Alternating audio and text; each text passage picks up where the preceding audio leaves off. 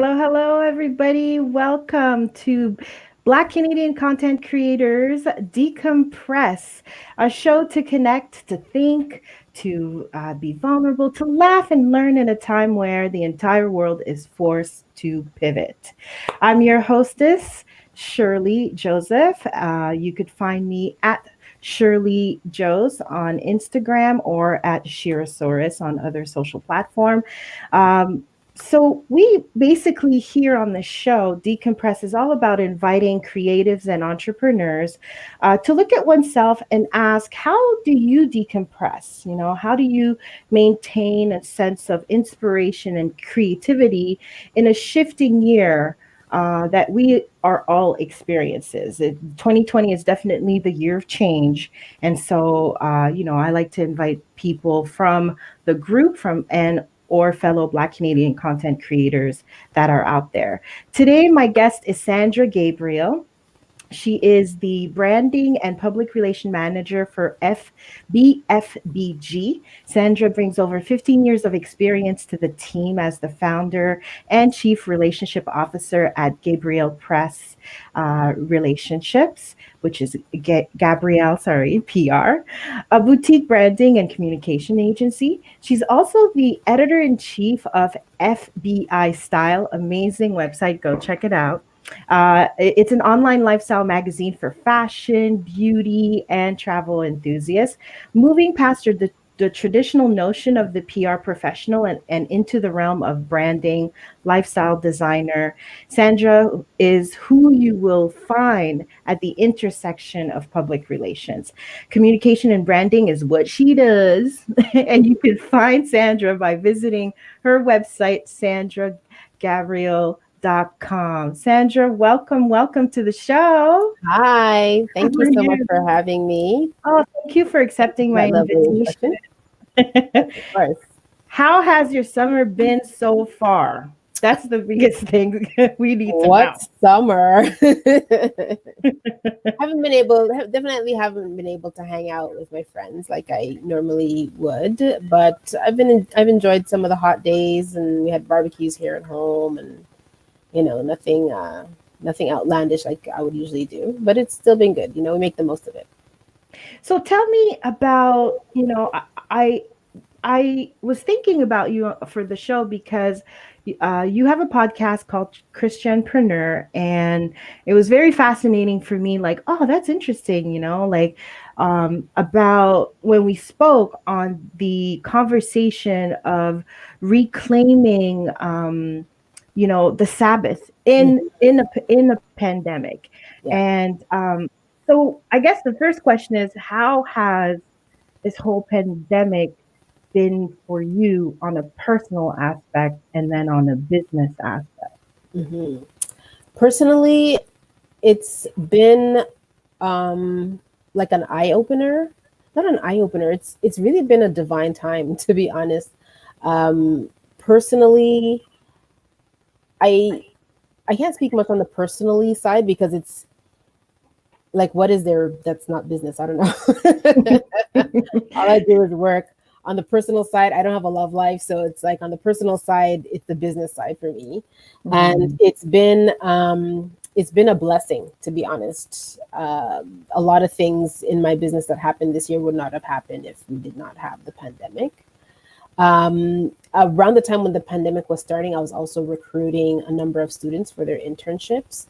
And it got so busy that I just lost myself in work, which is a place that I said I would never go back to. Yeah, because I remember, and if we go back to that, you went through a shift, like, around 2017 or so. Yeah, Can you speak on that a yeah, little bit more? yeah. I was in Montreal. I was back in Montreal. MTL And represent. yeah, that's right. Go ahead. And I was just working away. That was my entire life.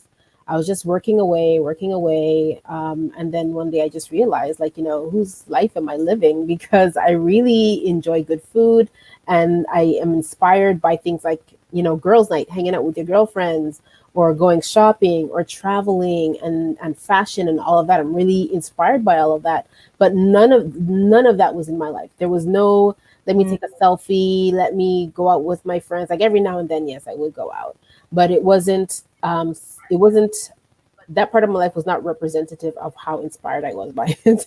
So my entire life was really just get up in the morning, have your breakfast, go to work, or have your breakfast while you're working, work throughout the day, stop. Oh, I gotta eat something, eat, get back to work. And then you're working into the night until you're like, you know what, I should probably sleep. And then you get up in the morning and you do it all over again. And I was doing that for years. So I had gone back to Montreal for 5 years. And that's kind of how I was living for a little bit. And then I was like, the Bible says that we should observe the Sabbath. We should have a day of rest so that our work doesn't become an idol for us. Because some people end up working so much that their work is an idol. They can't, I've seen it, especially with people who work full-time jobs. Yeah. They'll be sick and their arm is falling off and all kinds of things. And they're like, oh no, I have to go into work. It's like, what? Your arm is falling off. Yeah. People have sick days and all kinds of personal days, and they will still go to work. And I just felt like, we are supposed to have a day of rest so that our work does not become an idol to us. So for the longest while, I was really good with observing the Sabbath, having my day of rest. And then it wasn't until recently when, the pandemic hit and I had students coming in that I got back into that working all week, all till, Saturdays, Sundays, like Monday to Monday, I was working basically. Just in the effort to keep up with my students, to create a well-structured business for them as well, because I never had to really think about things like what's the structure, what's the order of things, the workflow of things, because it was just me handling all the work. So I have it all in my head. But when you start working with a team, you have to now plan for your team. So trying to get all of that ready, rewriting my business plan, all of that, it was taking up a lot of time. And then, a friend of mine just reminded me about, that God wanted us to have a day of rest.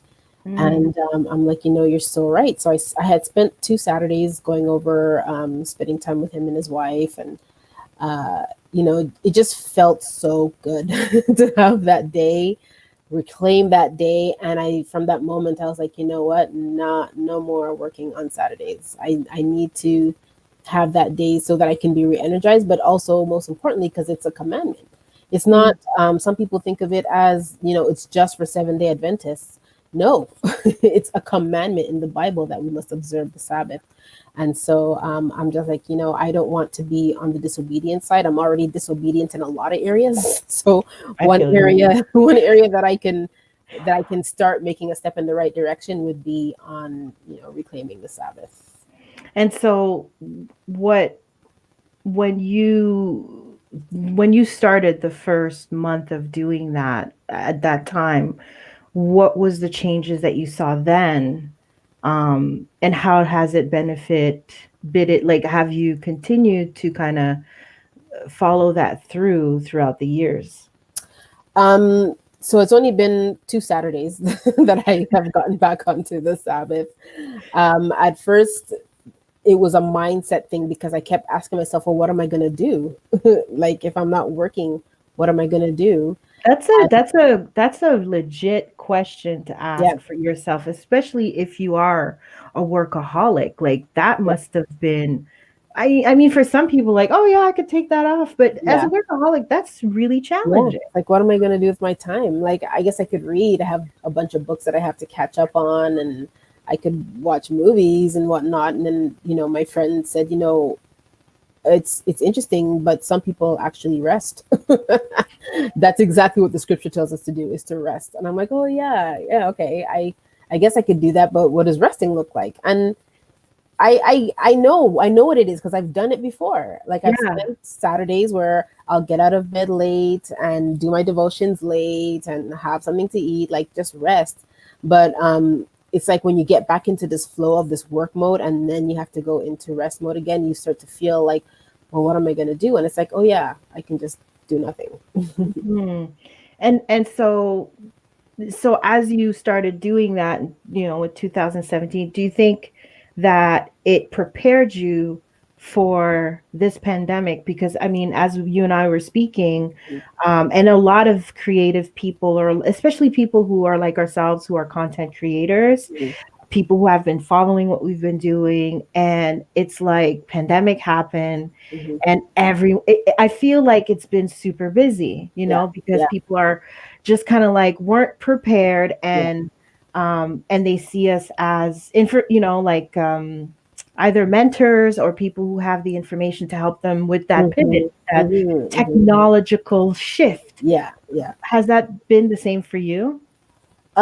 At first it wasn't. At first it was quiet. We actually didn't get business like we thought we would for the spring. Hmm. Um, and now what I'm realizing is that people do need help with things like technology and creating their content and whatnot. And I'm getting more, like, for the first time in the longest time, we're getting like back to back proposals going out, like 3, 4 prospect meetings a week. Lots of opportunities coming in. I think it's because there's now a lot of opportunity for Black people. I work with a lot of Black women, Yeah. um, and I just feel like there's a lot of opportunity coming in. So people want to, brush up on what they know, brush up on their branding, make sure that their communication is consistent, because they know like now is the time to really capitalize. So there has been quite a bit coming in terms of, people just really want to get themselves branded well, consistent, have a strategy, have a plan in place, because they know it's only going to get better. Hmm. And so, what are some of the strategies you find, or branding that's been, you find that especially in a time of pandemic, people working from home, that people need to kind of look at Mm. for Uh, their business or creativity or their creative aspect? I would, for most people are jumping on social media still. Not a lot of people are on it. Well, they're on it, but they don't know how to use it or how to use it to their advantage.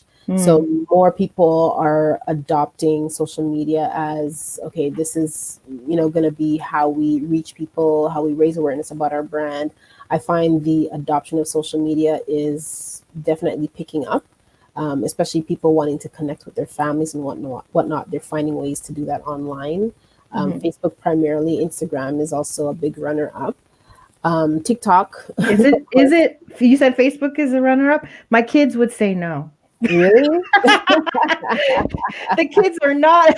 Because My Facebook daughter, has been around longer. So yes, my daughter was sitting, guys. I was preparing this, and she's just looking at Facebook, like, oh my gosh, what's that over there? What are you doing? Like, yeah, they don't get it. no, they They're don't get they're it. advanced. They're more advanced than we are. That's why. Yeah. So a lot of people are coming to you to kind of not only brand themselves, but understanding how to use social media for their brands. Yeah, how to use social media, but people still also want to get a better understanding of branding. What does that mean? What does that look like for my brand? People are establishing their brands at the same time, so they want to start to make a name for themselves in their markets. So they're coming out and looking for assistance with that. What are some what is branding? I hear it a lot, but it's like, what are the questions you ask yourself, Mm. as a business or creativepreneur or Christianpreneur? Mm-hmm. What are those questions that you need to ask yourself in order to understand what is your brand? Mm-hmm. You know? Branding. The best definition I've got. Branding is the promise of an experience. Mm, So what can I expect every time I interact with your brand? Do I get friendly hello? Do I get quality products or service every time? Is it always, this elaborate welcome where I get a package with a book and a pen and a journal and things like that? What does your brand promise as an experience? That's what a brand is. It's how mhm, you show up over time consistently, and in a way that will help people to be more loyal to you because you show up consistently. Like, yeah, I trust this brand. I can have a relationship with this brand because every time I go to pick up their product or every time I go for that service, it's always the same. I can expect this. That's basically what branding is. So a lot of people think branding is my logo and my design and all that. That's your brand identity. But Mm. when it comes to your brand, it's who you are. So I gave a talk one time telling people that you're a brand whether you like it or not, because people know things about you. They're either like, oh yeah, Shirley, she's always smiling, she always has a Starbucks, and she's always dressed to the nine. That's your brand. That's what people know about you. Yeah. Whereas your brand identity, I don't just sit in there. I'm not there yet. wearing stripes. Okay, so there you go. That's Sal right there. So that's and so your brand identity is really, the colors and the imagery and your logo and all of that. Like, what are the things that people can tangibly see to say, oh, that's that brand. Sometimes you could just look at a symbol and know, like, okay, that's Coca-Cola. Okay, no, that's Dove. Okay, no, that's Yeah. whoever else, BMW, whoever. So that's the identity, the difference between the identity and the brand itself. As you take a moment, we're talking about like reclaiming the Sabbath during a pandemic. Mm-hmm. This question just came to me. Do you find with your experience as a as in branding, as PR, um, do you utilize these experience during your downtime, during like you reclaiming your Sabbath? What do you mean? Like, do you find like your experience also helps you in the sense of like of when you're kind of like stop working, Mm-hmm, and do you apply some of these experience in your business, mm-hmm. like as a professional, into your downtime as well?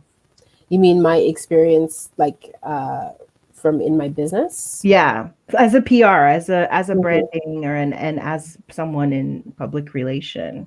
Um, Or I do you just completely like, no, I'm forget no, this I goes I in the back try not burner. to think about it. I am trigger happy when it comes to just checking in. So I'm on a number of project teams that I don't know why I just pick up my phone and I look and I'm like, oh, there's a notification and I'm checking notifications. So I did get sucked in last Saturday with a matter with one of the teams.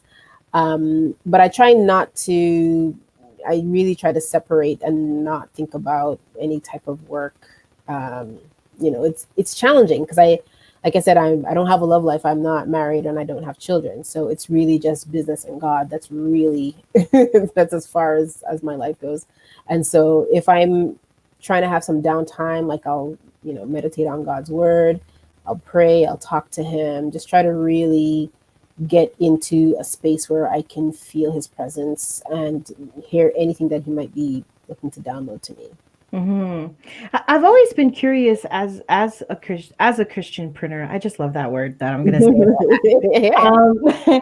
How do you? It's always been in my mind on, you know, being an entrepreneur and money and Christianity. How do you merge those two in a balanced way Mhm. and in a spiritual way? You mean money and Christianity? Yes. It's interesting because I'm reading this book right now by Toyin Crandall. It's called Money Mindset Shift. It's the church edition. And she talks about how one of the things that she pointed out, which is so true, is how there is this like stigma about Christians having money. Like we're Hmm. not supposed to have money because we're Christians. Or not too much anyway, right? Yeah, yeah. Like just enough so you can Just enough survive. to live so you could buy your bread, but nothing beyond that. Right. But at the same time, these same people want us to donate to their church events and to sponsor their church events and to help with ministry and things like that. And it's impossible. How can I take my bread money and give it to you when I have to eat to survive?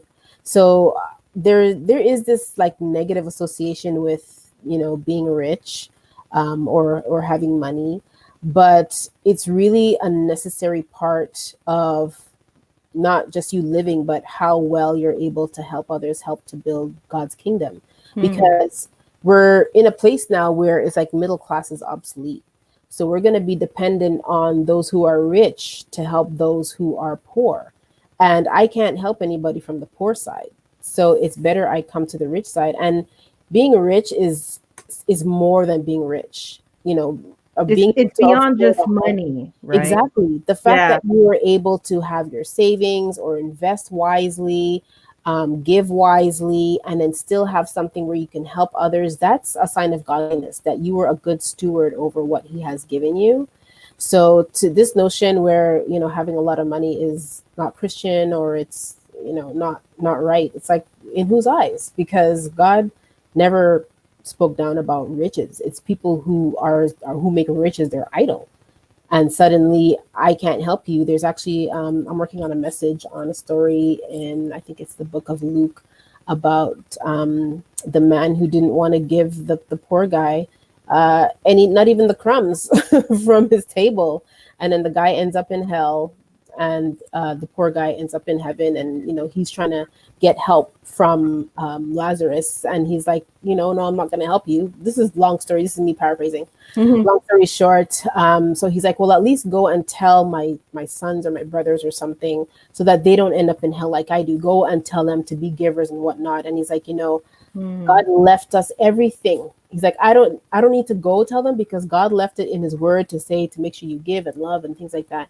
So in the end, he did not go tell them, because it's like, why are they going to listen to me? If they're not going to listen to what God said, why are they going to listen to me? And it's really just, the moral of the story is really just about not waiting until it's too late. When you have the opportunity to give. And when you have the means, so God sets us up that we have opportunities and all kinds of things like that. It's for us to see who we can help, and obviously not help where you're going poor, but help where you can help others and still help yourself. So it's really not, a negative thing to have money, because when you think about how you can help others, and we've seen so many rich people, millionaires, billionaires, help others with their money. But it's when it becomes excessive. So I think of like the Rockefellers. These guys are worth Right. trillions. Yes. It's like, Yes. if you could give away half your wealth and still be okay, and help Yeah. a number of homeless and poor and marginalized. It's when it becomes excessive to the point where you don't even know what to do. You cannot. Your money's going to outlive you. Right. That's where I think it might be a little bit of a problem, Mhm. because, how much do you really need? Once you have your house and you can pay your bills are paid for the next 5, 10, 50, how many years, and you still have excess. And there are people who are hungry and things like that. That's where I feel like it might be a problem. Mhm. Yeah, it definitely is, like and I think with this time of I said this on previous show, we've all in a for a lot of, well, actually I can't say a lot, but for some of us who has the fortune of the richness of working Mhm, from home, mhm, we've gained some time, right? We're not mhm, mhm. putting time into traveling, Yeah. and so it's really created this sense of looking at things closely. I Yeah. mean, even just looking at what's going on in the world, right? Mhm, mhm. We're retaining and taking that information so much more, Yeah. that it's making people think. And like you said, like the middle class is becoming less and less, Mhm, mhm. and the world is just looking a lot at things a lot closer,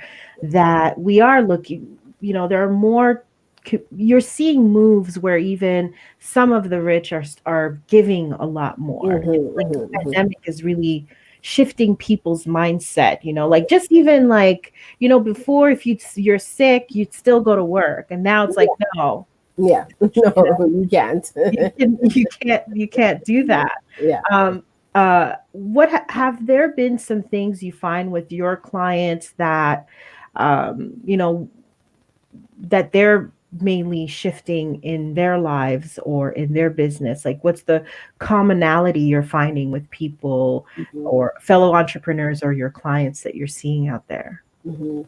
I'm seeing a lot more people seek help.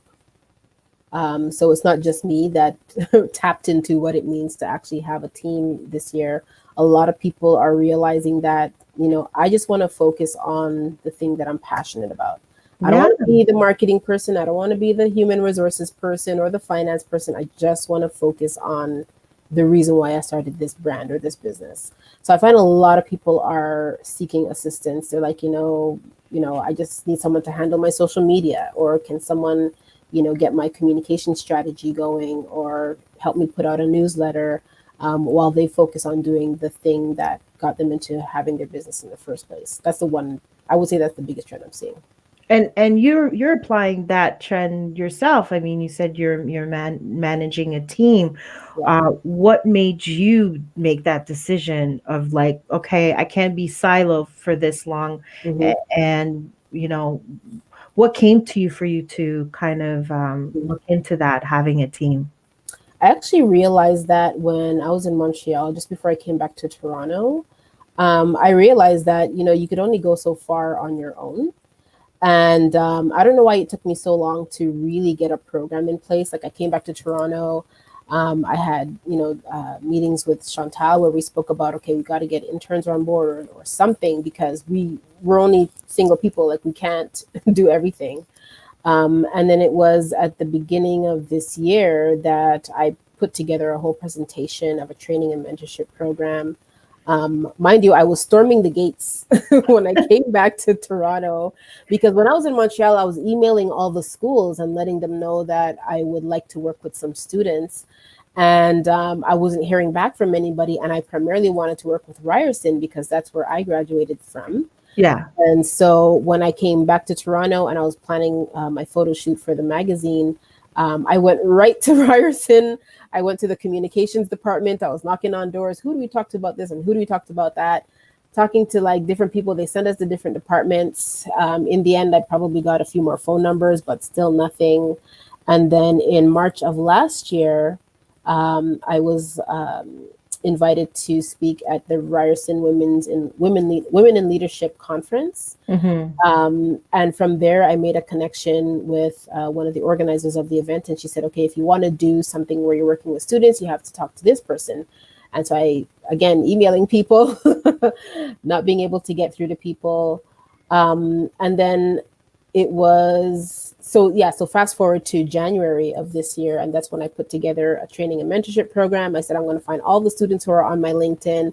I'm going to, message them to join the orientation to learn about the training and mentorship. And then after that, I think maybe one or two students were interested in joining, but I didn't see applications come in until Ryerson finally got back to me and said, if you want to get in on the internships, just send us your job description and we will put it up and we'll have students apply for their internships. Thank God I had things ready. There's really something about being prepared. Mm. I had my job description ready. It was already up on my website because remember, I was going to try to do it all on my own. I had the training done, the presentation done for the training.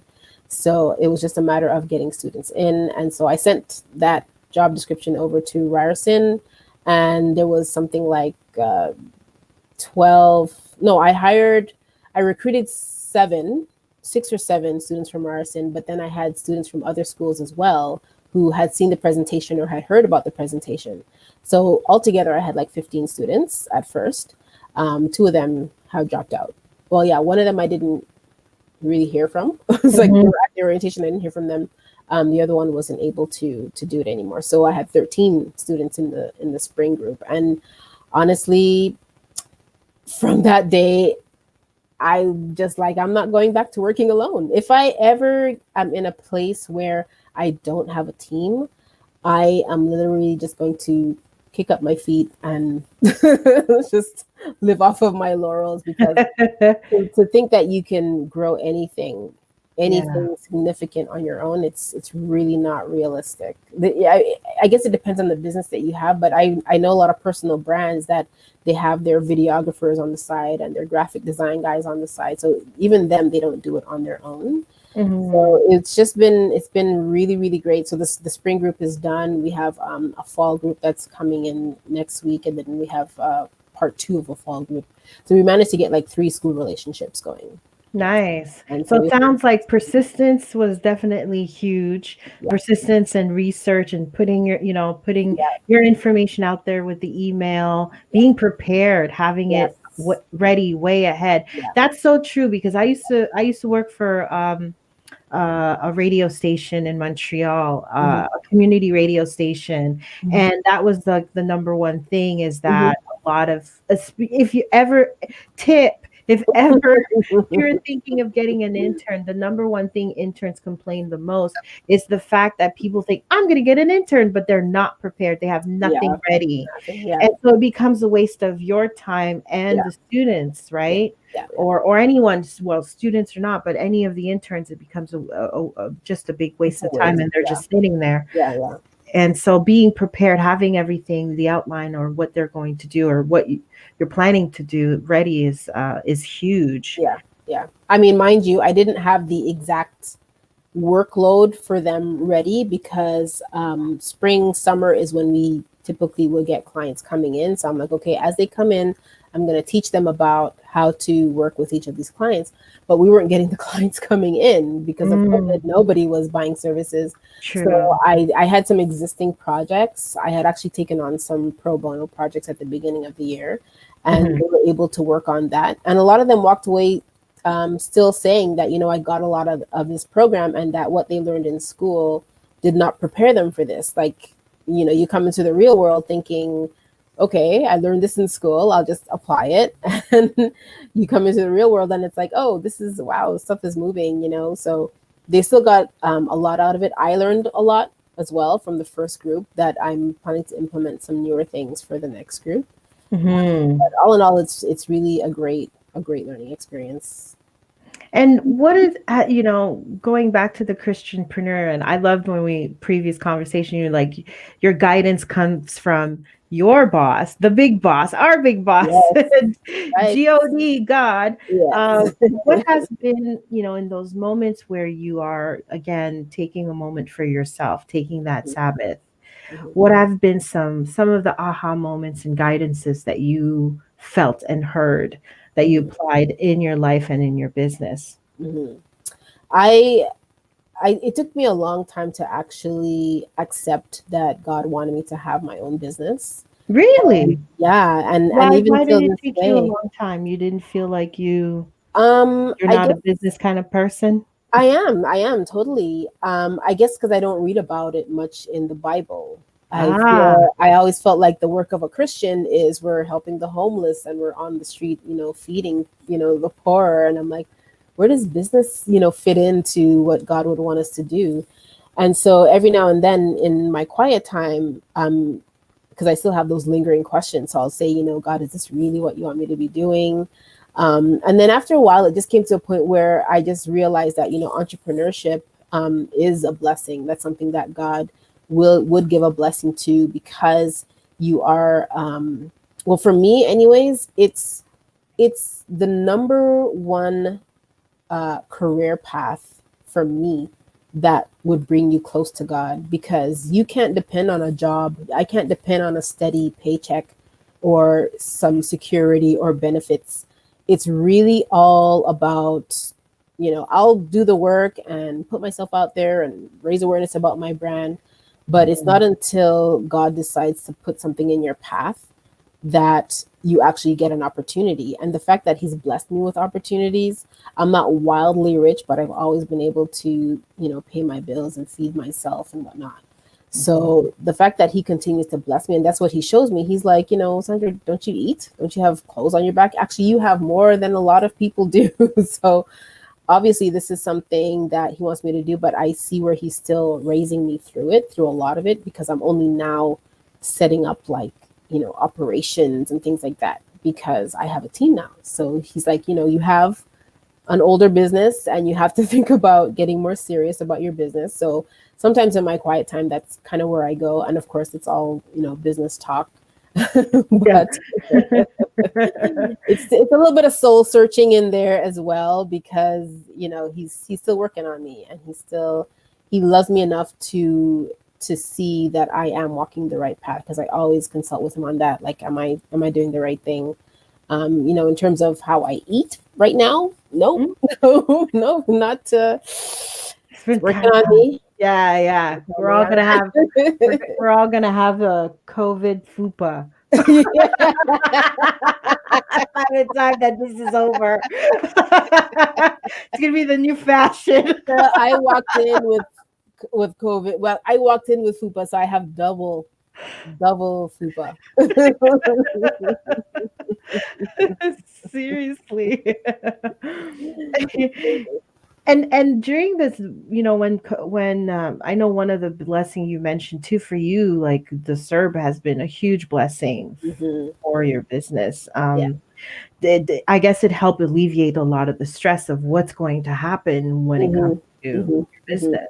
Yeah, it was like having a client like I would have had without having to do a project. It was really great. There was no project expenses or anything like that. So I was like, wow, this is really a blessing. I was able to actually hire an executive assistant as Nice. well, because as much as I had the students on board, there still needed to be like a bridge between me and the students and me and the projects, and getting everything organized and also getting myself focused, because I had objectives for each quarter, but I didn't have any plan in my calendar to meet those objectives. Like everything in my calendar was just as it comes, but there was no, okay, this is what I need to plan out for this quarter if I want to meet that objective. So there was a lot of clarity that came with that, a lot of benefits that came with that CERB, including an assistant to help me get focused. Well, as we getting close to the end of the show, what would you say are some things you've learned in terms of some tips that you can give anyone during this time? As you know, we all know the pandemic is continuing. Hmm. What would you say motivating words for people, either entrepreneurs or creatives, to kind of keep pushing through and combining what they're doing in a sense of spirituality and Hmm. also in their creativity or business? I would say for people to look at, go back in your mind to the beginning of 2020 and the things that you thought you were going to be doing. And for me, anyways, I look at the fact that I am not anywhere near to where I thought I was going to be, but it's above and beyond what I would have expected. And I feel like the whole world has been put on hold. And I might sound a little spoiled, but I feel like God put the world on hold for me because he wanted me to. He's like, everyone has these big plans for 2020 and it's the year of perfect vision and this and that, and nobody's ready. Nobody's ready.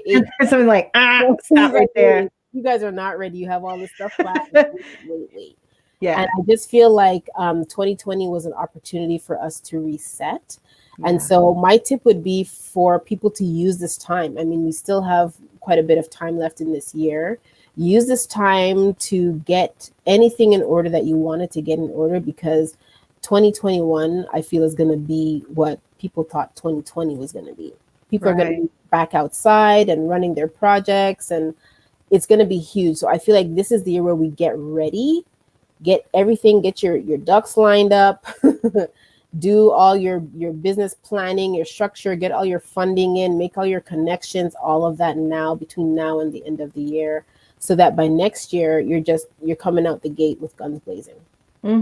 That's a wonderful tip. Where Yeah. can people find you again? Where can people Yes. connect with you? You can connect with me on Instagram at I am Sandra Gabriel, or check out my blog, sandragabriel.com. If you're interested in working together, you would check out gabrielpr.ca. Awesome. Sandra, thank you so much for the convo. Thank you Thank for you. decompressing. Thank Uh, you. it was such a pleasure, everyone. I hope that you enjoyed the convo, and we will see you next month, last Friday of the month. BCANCC Decompress. Awesome. Bye. Thank Everybody. you.